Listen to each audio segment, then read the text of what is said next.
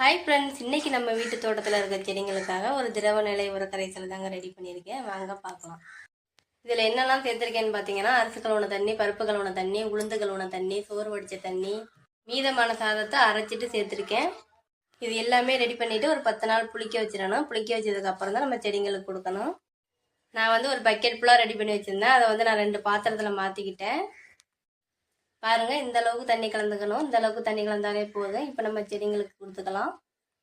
தொட்டியில் இருக்க செடிங்களுக்கு 1 லிட்டர் அளவு கொடுத்துக்கணும். தரையில் வச்சிருக்க செடிங்களுக்கு 2 லிட்டர் அளவு கொடுத்துக்கணும். வாங்க இப்போ எல்லா செடிங்களுக்கும் கொடுத்துக்கலாம்.